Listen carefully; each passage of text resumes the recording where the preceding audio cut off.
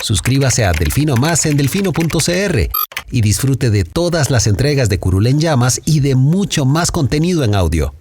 Delfino.cr.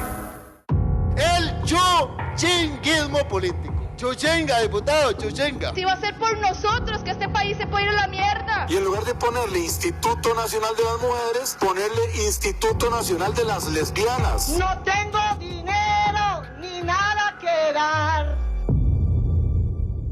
Delfino.cr presenta Curul en Llamas, cubriendo y sufriendo la Asamblea Legislativa, porque alguien tiene que hacerlo. Hola queridos suscriptores y seguidores de Delfino.cr, bienvenidos a un nuevo programa de Curul en Llamas, el podcast semanal donde les comentamos los temas más relevantes e irrelevantes de la Asamblea Legislativa.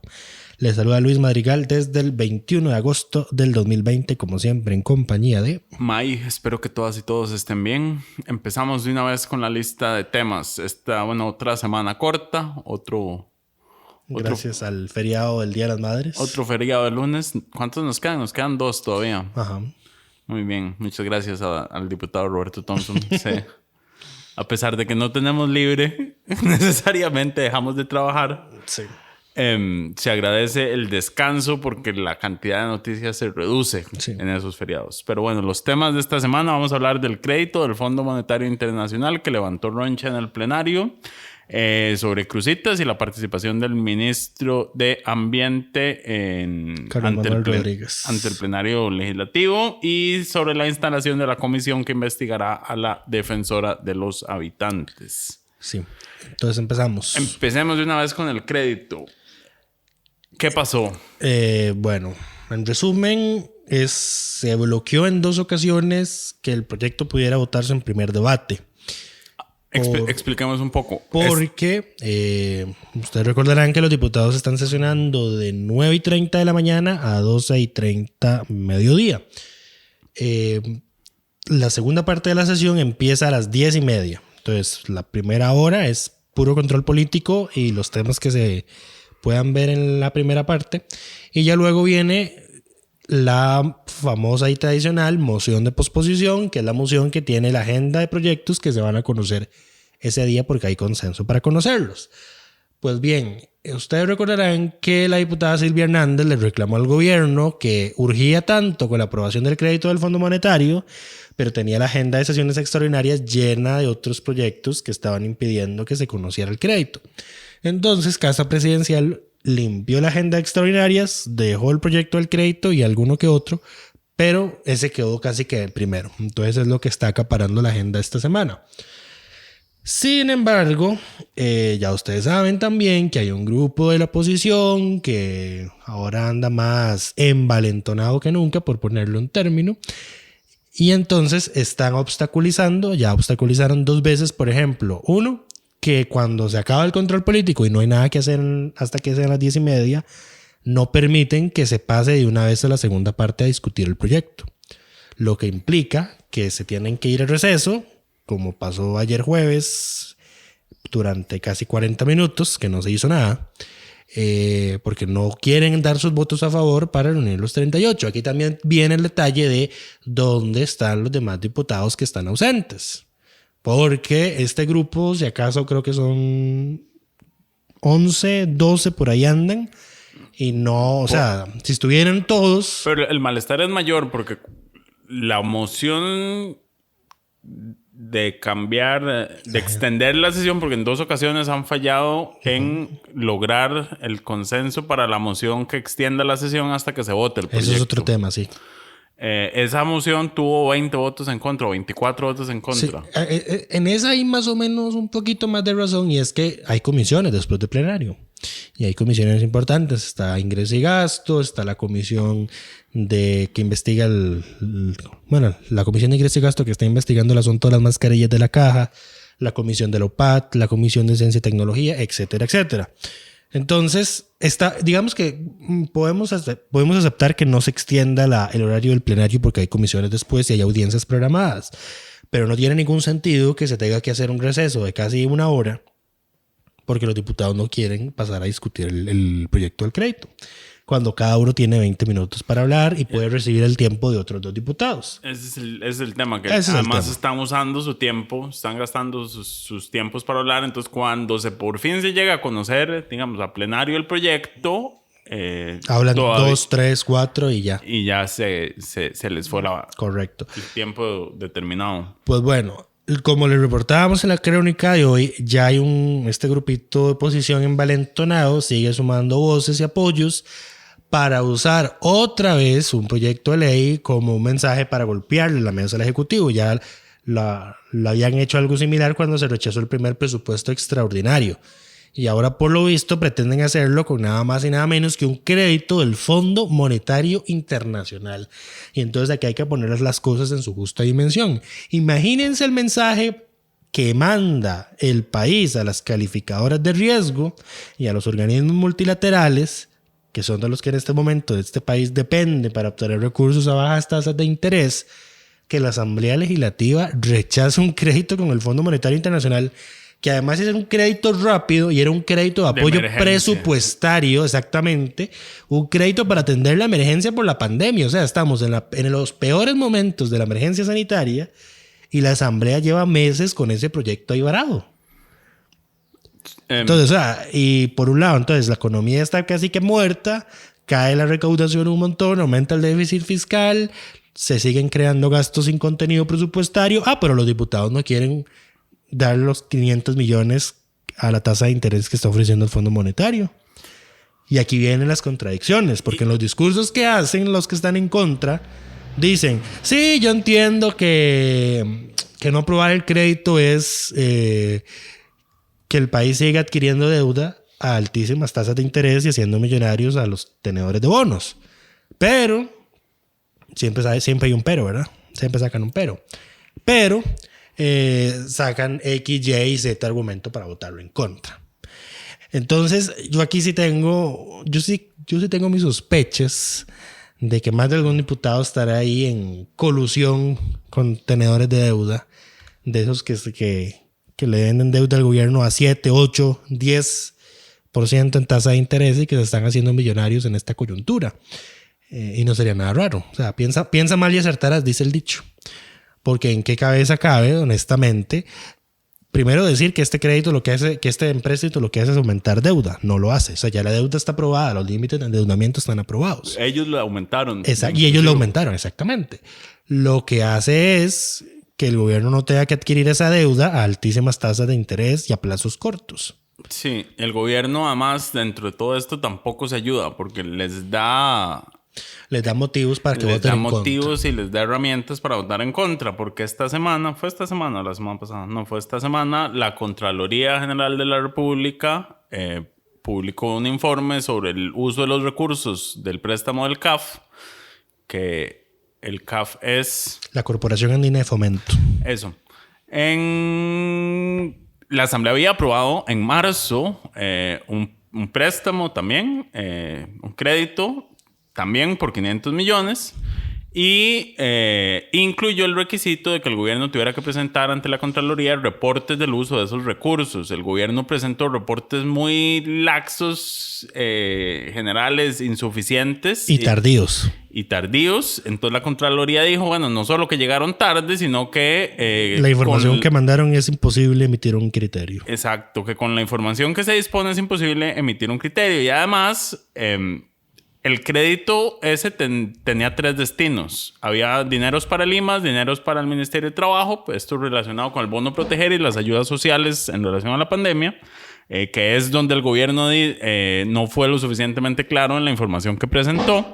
Y $216,000 para amortización de deuda que el gobierno no ha utilizado todavía. $216,000. $216,000. 216,000 millones de dólares. No, creo que son $216 millones o 216,000 millones de colones. Pero 216,000 millones de dólares. 216 millones. La coma me confundió. De dólares. De dólares, ok, exacto. Sí, no básicamente un 42% del préstamo. Sí. Que está destinado a amortización de deuda pública y el gobierno no lo ha no los ha utilizado todavía. Sí, los tiene ahí en caja chica y además ahorita anunciaron que están haciendo canjes de deuda. Deuda que vencía este año y que vence el otro y que la están extendiendo. Pero bueno. Entonces tenemos por las dos vías esto. Posibles diputados coludidos con los tenedores de deuda para que se sigan enriqueciendo unos pocos. Y el gobierno que no pone de su parte para aprobar el crédito. Y hay una crítica que tiene bastante razón y creo que la hizo el diputado Pablo Heriberto Abarca, que es que el equipo económico ni el ministro de la presidencia están en la asamblea. Deberían estar ahí. Deberían estar ahí porque tienen que estar respondiendo preguntas, tienen que estar viendo. O sea, fijo, tal vez ya tienen amarrados los 38 votos que se necesitan para aprobarlo en el segundo debate, porque en el primero no se necesitan los 38. Pero tienen que votarlo primero.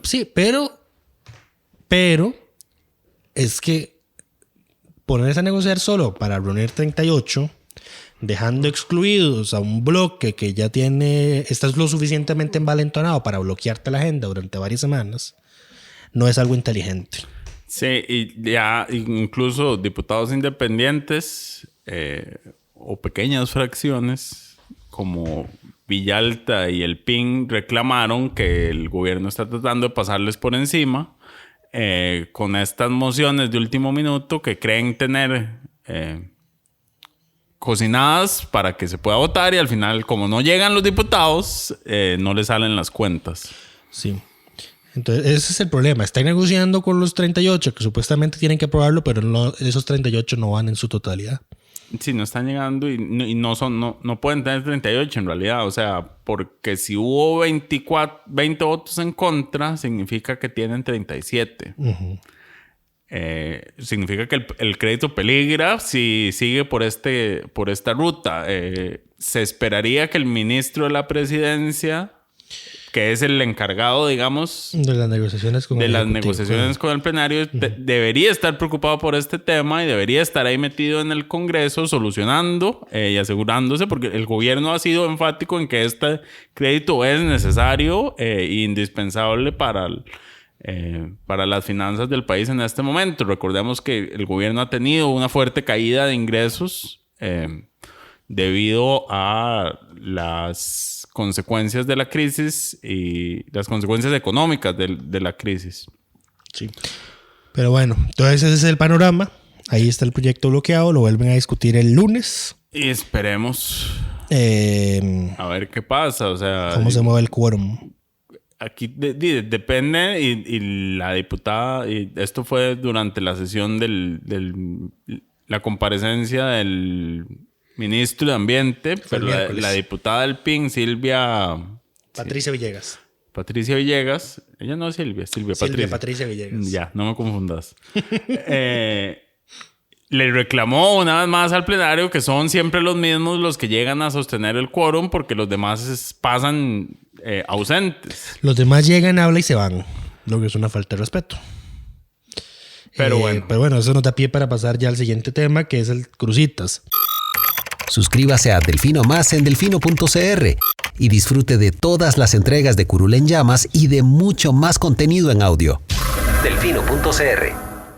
Como bien dijiste, el miércoles llegó el ministro de Ambiente saliente, don Carlos Manuel Rodríguez, a hablar, porque había sido convocado para hablar sobre la minería ilegal en Cruzitas. Y pasó lo que siempre pasa en las interpelaciones que hace esta Asamblea Legislativa, que se rompe el quórum, que los diputados se ponen malcriados, entiéndase, hacen comentarios en lugar de preguntas, y entonces cuando el interpelado quiere refutarlas, le dicen, no, es que no quiero que me responda eso, es un comentario y es mi tiempo. Entonces, para esa gracia, agarras tu tiempo y lo usas en control político, por no decir otra cosa.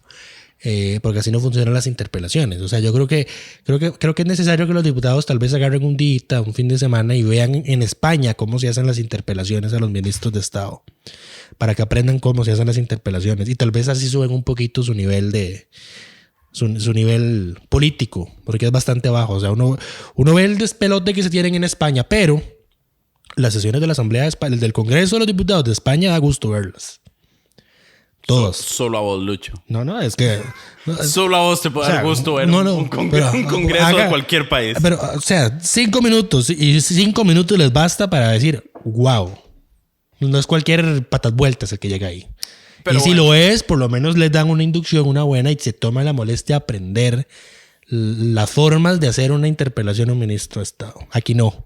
Aquí lo usan para hacer circo. Aquí Y una vez hacen su es circo, se van del plenario. Y eso es lo que siempre pasa en las interpelaciones. Pero bueno. Pero bueno, ¿qué dijo el ministro sobre la situación en Cruzitas? Es bastante interesante porque, vamos a ver, lo primero, las cosas más relevantes que dijo son las siguientes. Dio a entender que hay una guerra ideológica entre funcionarios de las dependencias del MINAE, entiéndase la Dirección de Geología y Minas y Setena, porque ambas entidades difieren del monto real que ha sido sustraído de Cruzitas. Hay una diferencia, creo que es del 100%. 3 veces. Sí, de 3 veces. 3 veces. Uno dice que son 300%. 60 millones de dólares, el otro 180 millones de dólares. Y luego salió don Carlos Ricardo Benavides con otro monto que era de 500 millones de dólares. Porque también resulta que los cálculos difieren de si uno usa una onza tradicional, que son 28,35 gramos, 28,35, o usa la onza Troy, que se usa en la minería de oro, que es de 31,10 gramos. Sí. Entonces, esa diferencia de cuál es la que se usa y el precio que se usa como referencia difiere entonces en el monto de lo que ha sido sustraído. Pero bueno, otra cosa interesante que don Carlos Manuel reveló es que hay una estructura criminal detrás de la extracción del oro en Cruzitas. Lo que se vio reforzado, dado que al día siguiente el organismo de investigación judicial hizo allanamientos en masa en distintos puntos del país, detuvo a 27 personas que formaban parte de esa estructura criminal. Y aquí yo tengo una hipótesis. Hay un informe del organismo de investigación judicial que hablaba en detalle precisamente de esa estructura criminal y señalaba que inclusive había funcionarios públicos metidos en ella, que había trata de personas, prostitución, sobornos, etcétera, etcétera. Perdón. Ese informe ya tenía su rato, nosotros lo teníamos hace ya varias semanas, no lo publicamos por obvias razones,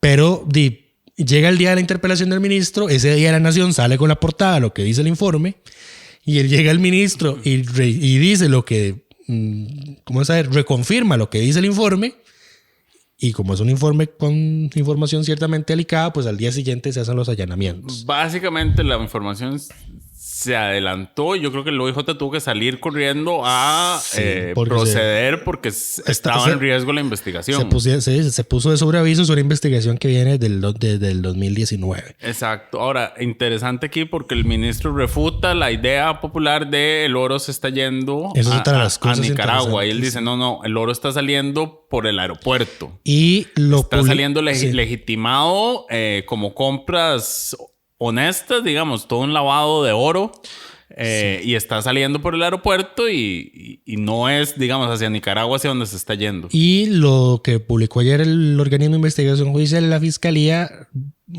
tiende a reconfirmar eso. Sí. Porque, por ejemplo, dice, sí, efectivamente, el oro estaba saliendo vía el aeropuerto Juan Santamaría, aunque por el cierre de fronteras aéreas tuvieron que buscar otras formas para sacarlo del país, y era usar estas empresas con las que uno envía y recibe paquetería. Se crearon una sociedad anónima para intentar hacer ver que lo que estaban haciendo era legal, que era exportación de oro chatarra, según ellos. Tenían a un funcionario del Ministerio de Hacienda asesorándolos en cómo hacer que esas operaciones se vieran lícitas. Ahora, y el monto que ya se estima que se tiene defraudado, por así decirlo, la Hacienda son 2,000 millones de colones. Encontraron drogas, encontraron vehículos, encontraron armas, encontraron naturalmente oro, y también se reveló en eso que publicó la Fiscalía que el cianuro que se está usando en Cruzitas para extraer el oro tampoco venía de Nicaragua. Era enviado desde San José hasta Cruzitas. Sí, entonces cuando el ministro dice el oro está saliendo por el Juan Santamaría, claramente todas las personas involucradas en esta operación se pueden dar cuenta que son de ellos de los que están hablando. El OIJ tuvo que correr al día siguiente para hacer los allanamientos. Este es Es que esta interpelación a mí me resulta tan... Nuevamente, piensa mal y acertarás. Ahora, es claro, los diputados no querían que el ministro se fuera porque recordamos, el ministro ya renunció. No, sí querían que se fuera. O sea, no querían que se... Déjame terminar. No querían que se fuera sin antes llevarlo a acribillar al plenario. Y luego hubo una polémica porque la cuenta de Twitter del MINAE empezó a atacar a los diputados de Liberación porque decía, tal diputado está haciendo preguntas sin sustento técnico, está opinando sin sustento técnico, no dejan responder al ministro que sí tiene el sustento técnico, que es cierto. O sea, eso fue lo que pasó. Pero a los diputados no les gustó que eso saliera de la cuenta institucional del MINAE. Ya eso es todo un tema de cómo debería llevarse la red social. Ahora también... Un ministerio, pero bueno. No podemos dejar de señalar de que claramente los diputados de Liberación tienen una agenda que es... reactivar la minería y lavarle la cara a Oscar Arias. Esa es. Principalmente la segunda. Yo creo que la segunda vale más que la primera. Y aquí va a ser la tercera vez que se los voy a decir. No van a lograr cambiar la historia del fracaso de Cruzitas. Y aquí ya ustedes saben que yo fui uno de los detectores de Cruzitas, etcétera, etcétera. Pero el punto central y lo importante es que Cruzitas, el proyecto de Infinito Gold, estaría ahí operando si no se hubieran cometido todas las ilegalidades que se cometieron en el otorgamiento de los permisos y en el otorgamiento de las concesiones. Cierto, y es que ellos ven la idea de que Cruzitas no se llevó a cabo por la oposición de los ambientalistas. No. Como si la oposición, por oponerse, hubiera logrado traerse abajo el proyecto. O sea, los planos no estaban sellados por el colegio respectivo. Había un manto acuífero debajo donde se iba a hacer la mina. Había la concesión, o sea, los permisos empezaron a tramitarse mientras había una moratoria, que ya esos... O sea, por favor. Lo que hubo fueron procedimientos irregulares administrativos que las cortes superiores de este país identificaron y señalaron como tales. Primero el juzgado contencioso, luego el tribunal contencioso y por último la sala primera. O sea, es una sentencia definitivamente, o sea, que no tiene errores. O sea, en Cruzitas, las ilegalidades ahí detectadas fueron cometidas, son evidentes. Y ese señor expresidente no está preso porque la causa prescribió gracias al inútil de Jorge Chavarría. Correcto. Esa es la verdad. Correcto. Entonces no van a lograr cambiar la historia del fracaso de Cruzitas y no le van a lavar la cara a ese señor con lo que hizo. Así que, por favor. Bueno, aquí es importante señalar que para vos no le van a lavar la cara, pero lo que ellos quieren no es cambiar tu posición, sino la de la opinión popular. Vamos a ver. Y eso es más factible que suceda si no se dicen los hechos de las cosas como fueron. Cruzitas estaría funcionando con Infinito Gold de no ser porque las cosas se hicieron de forma ilegal. Correcto. Y en eso no hay margen de duda, digamos. Eso fue lo que pasó. Vamos a ver. Donde sí parece que hay viabilidad es hacer una modificación a la ley. Que es lo que quieren. Hay varios proyectos para reactivar la minería. Pero, y aquí es otra cosa importante, don Carlos Manuel no está del todo en contra de esa idea. Vamos a ver, los proyectos que hay más que todo son para que se dé una minería artesanal, local, pequeña en el país y obviamente en Cruzitas. Lo que no le cala al ministro, y creo que a ninguno de los ambientalistas, es la minería a gran escala a cielo abierto. Porque precisamente don Carlos Manuel dijo, bueno, denme un ejemplo de un país tropical donde haya minería metálica a cielo abierto de alta extracción, donde haya desarrollo humano, donde haya bajo impacto ambiental. No existe, eso no existe. No existe. Y además de aquí ya tenemos el ejemplo desastroso de lo que ocurrió en Miramar de Punta Arenas. No sé si alguno se recordará. O sea, y si no... Nadie recuerda. Y si no, abran Google Maps, ponen la vista satelital y buscan Mina Bellavista y vean la mancha negra que tiene Miramar de Punta Arenas gracias al desastre minero que ahí ocurrió. Pero bueno.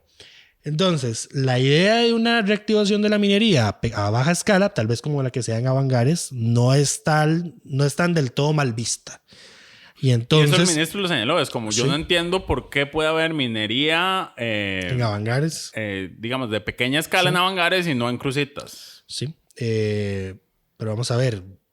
La moratoria, ¿qué es? ¿Una ley? No. Sí, la moratoria es una ley. ¿La moratoria es una ley? Sí, la moratoria la aprobó doña Laura Chinchilla. Se aprobó en el gobierno de doña Laura Chinchilla. Ah, cierto. Que además, es otra de las cosas paradójicas. Los diputados liberacionistas atacando una moratoria promulgada en el gobierno de Laura Chinchilla. Entonces, es una ley. ¿Y cómo se modifica la ley? ¿Dónde se modifica la ley? Es lo importante. En la Asamblea Legislativa. Cierto. Y ahí está. Y ahí está, pero bueno, esperando. A ver. Creo que el proyecto que recibió más o menos apoyo es el de María Inés Solís. Porque la diputada María José Corrales le preguntó al ministro qué opinaba él de su proyecto de ley sobre la materia. Y cuando el ministro empezó a enlistarle las deficiencias, no lo dejó terminar. Y le dijo, bueno, es mi tiempo, siguiente pregunta. Otra de los eventos de mala crianza vistos ahí. Pero bueno. Pasando a otros temas, ya esta semana se instaló la comisión que investigará a la defensora de los habitantes. Pero decirlo como lo dijiste ahora fuera de micrófonos. No, es que primero voy a decir quiénes están en la comisión y después voy a decir lo que pasó. Ok. La comisión estará integrada por Jorge Luis Fonseca y Aida Montiel de Liberación, Nilsen Pérez del PAC, Melvin Núñez de Restauración, Otto Roberto Vargas del Republicano Social Cristiano, el independiente Eric Rodríguez y la diputada del PUSC, María Inés Solís. Ahora, cuando escogieron la presidencia de esta comisión, los diputados decidieron que lo más inteligente era nombrar de presidente a la defensora de la defensora. Porque María Inés Solís ha sido la principal defensora de doña Catalina Crespo en el plenario escudera, legislativo. por usar el término que le encanta a la oposición. Sí. Ha sido la escudera de Catalina.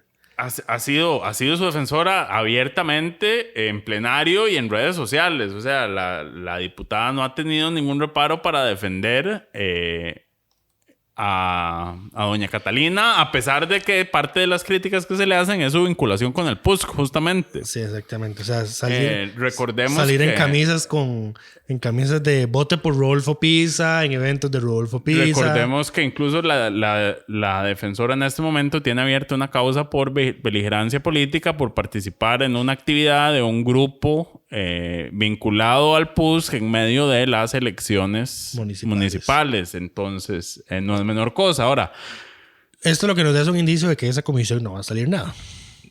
Eso puede ser un indicio de que esa comisión no va a salir nada. Puede ser también un indicio de que nadie quería comerse la bronca de presidir a la comisión que va a recomendar la destitución de la defensora. El informe tiene que estar en el plenario antes del 7 de septiembre. Esperaremos a ver qué sucede. Ya la comisión tuvo su primera reunión. Ya definieron a quienes van a convocar.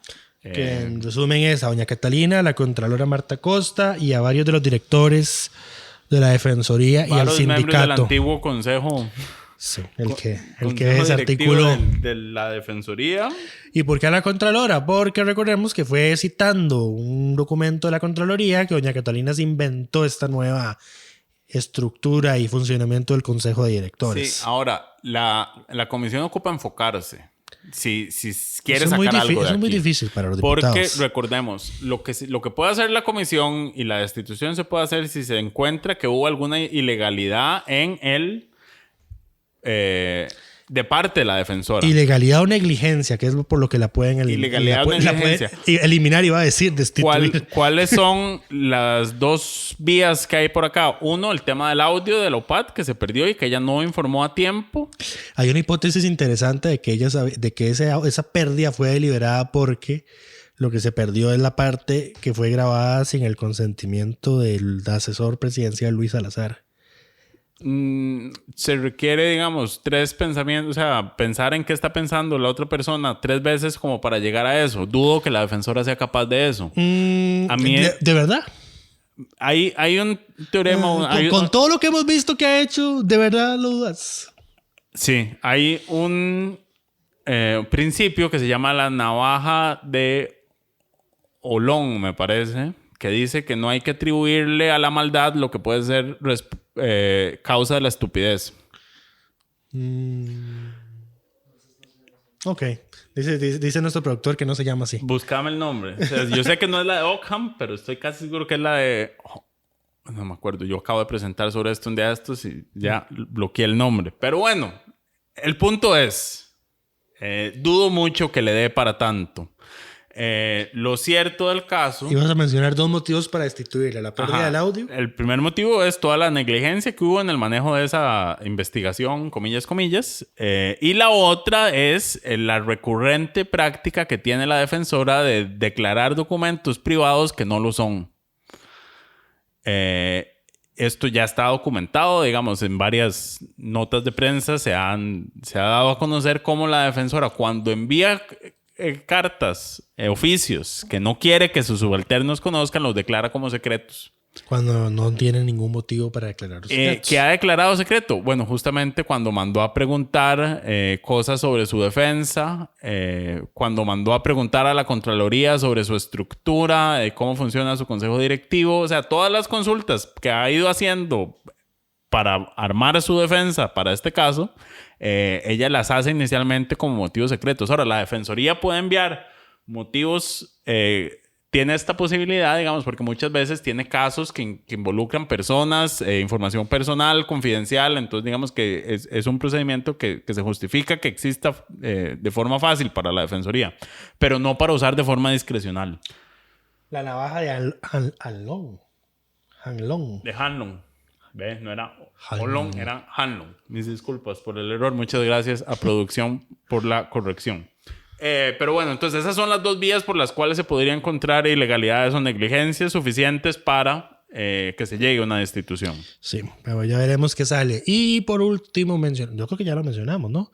En la Comisión de Ciencias se dictaminó el proyecto de Hacienda Digital para modernizar Hacienda. Sí, lo mencioné cuando cité a doña Silvia Hernández la crítica que le hizo a la intención de Wilmer Ramos de... impulsar la renta mundial. Entonces doña Silvia preguntaba, bueno, ¿este sistema que se va a comprar con esta platal servirá para eso? ¿Podrá adaptarse para eso? Es una de las dudas. ¿Y le dijeron que sí o le dijeron que no? Nadie le respondió. La respuesta de todo uno esperaría. Es que yo quedo con la duda porque para mí el autor intelectual de este préstamo es el ex ministro de Hacienda. Sí, esto es herencia don Rodrigo Chávez. Pero lo cierto es que quien lo está liderando, creo que a lo interno de la institución, es doña Fournier. Alicia.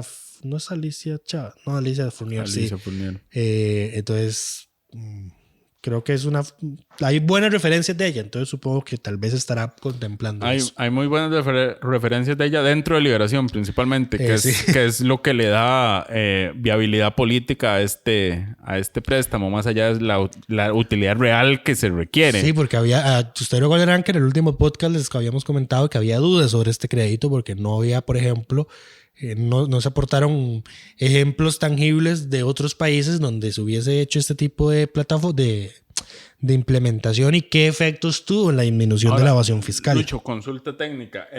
Ya pasó por la Comisión de Ciencia y Tecnología. ¿Puede ir a otra comisión o va directo a plenario? Va a plenario. Bueno, primero los días de mociones. O sea, hay 2 días para que los diputados le presenten mociones. Si nadie las presenta, pasa directo a plenario. Pero si se presentan, van a la comisión.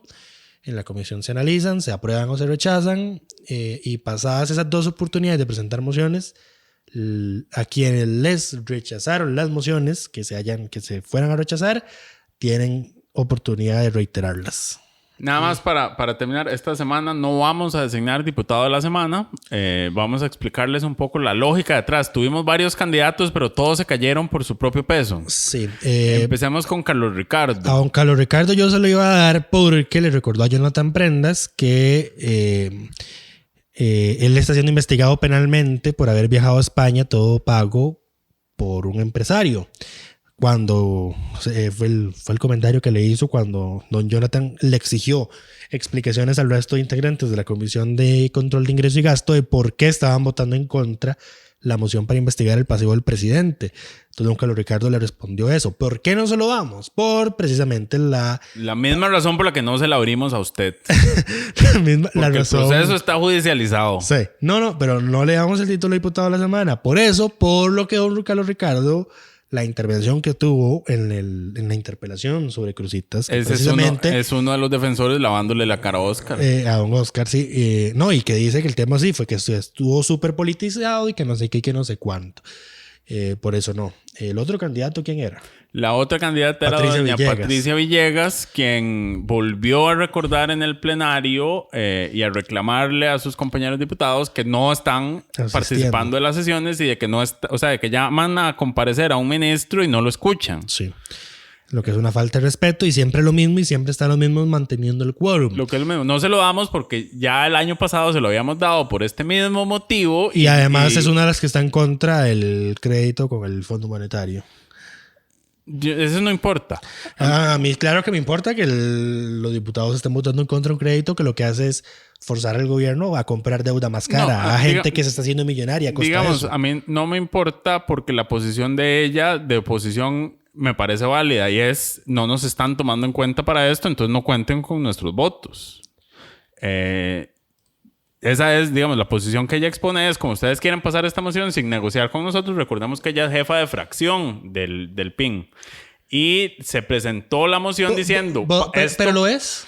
Pero lo es. Pero lo es. Esa es la pregunta. Pero bueno, pero lo es. El punto es, se presentó la moción diciendo esto se acordó en jefes de fracciones y a ella no se había acordado con todos, digamos, eran unos jefes de fracciones lo que acordaron eso. Entonces, su oposición no me parece fuera de lugar. Es resultado del mal manejo que se ha hecho con este tema.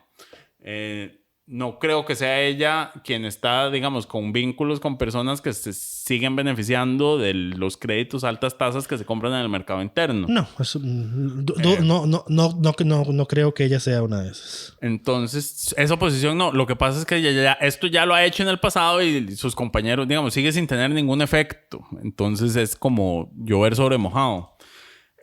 ¿Teníamos alguien más? Esta semana creo que esas eran las dos opciones que descartamos. Esas eran, sí.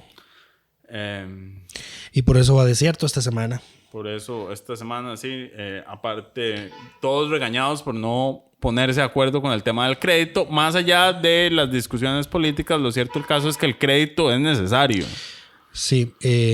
Y la altura que esperamos que tenga la Asamblea en este momento cada vez más crítico que vive el país, que por ejemplo la tuvieron al inicio de la crisis, ya no la estamos viendo, o sea, no están a la altura. Cada vez...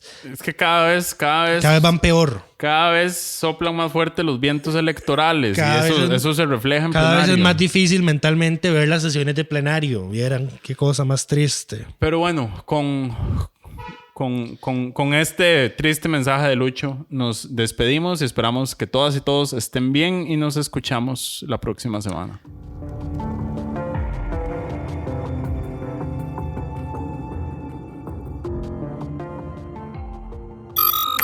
Suscríbase a Delfino Más en delfino.cr y disfrute de todas las entregas de Curul en Llamas y de mucho más contenido en audio. Delfino.cr